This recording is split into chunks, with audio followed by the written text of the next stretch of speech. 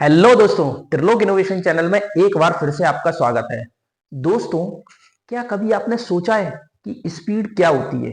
Speed को हम कैसे समझेंगे? ये पूरी दुनिया को पता है कि स्पीड क्या है ना? लेकिन मैं आज स्पीड इलेक्ट्रिकल के टर्म्स में समझाने आया हूं। इसमें आपको बहुत ही गहराई से समझना है। यहां से डायरेक्ट क्वेश्चन आता है, बिल्कुल सीधे सीधे क्वेश्चन आता है ना? मैं ज्ञान में से वो ज्ञान की बातें करूंगा जो पेपर में पूछा जाता है। क्लियर है? चलिए, आज हम स्पीड की बात कर रहे हैं दोस्तों।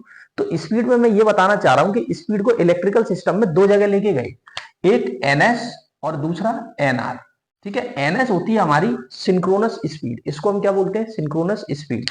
ठीक है, तो ये किसकी स्पीड होती है? स्टेटर के फील्ड की या रोटर के फील्ड की। मतलब चाहे तो स्टेटर की फील्ड हो चाहे वो रोटर की फील्ड हो, दोनों सिंक्रोनस स्पीड पर घूमते हैं। क्या ये बात समझ में आई?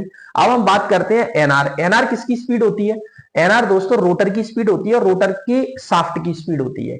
मतलब रोटर और रोटर का शाफ्ट दोनों एनआर की स्पीड से घूमते हैं। क्या ये बात समझ में आई? चलिए, अब हम बात करते हैं कि इसको कैसे निकालते हैं। एनएस निकालना है तो एनएस निकालने का फॉर्मूला है NS is equal to 120 upon P.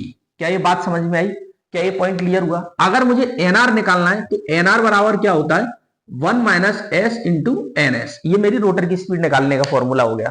अब यहाँ जो टर्म एस आई है इसको हम क्या बोलते हैं? स्लिप। तो मैंने देखो ऐसे किया है, जब एनआर और एनएस के बीच का जो रिलेशन निकालेंगे तो वो क्या बनेगा? स्लिप। क्या बनेगा दोस्तों? स्लिप। क्या ये पॉइंट क्लियर हुआ?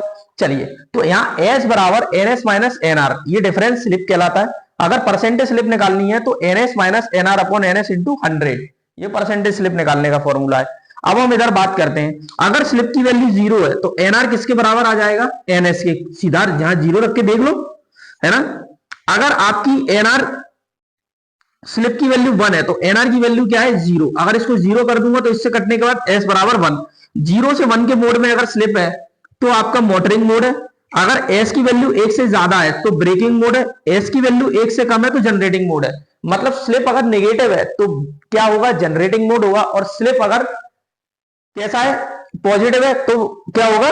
ब्रेकिंग मोड होगा। कैसे पता कि नेगेटिव कब जाएगी? जब ये वैल्यू ज्यादा हो जाएगी, मतलब रोटर ज्यादा तेज घूमने लगा तो वो मोटर से क्या बन जाएगा? जनरेटर बन जाएगा। क्या ये बात समझ में आई? अब मैं बता रहा हूं टॉर्क स्लिप कैरेक्टरिस्टिक्स।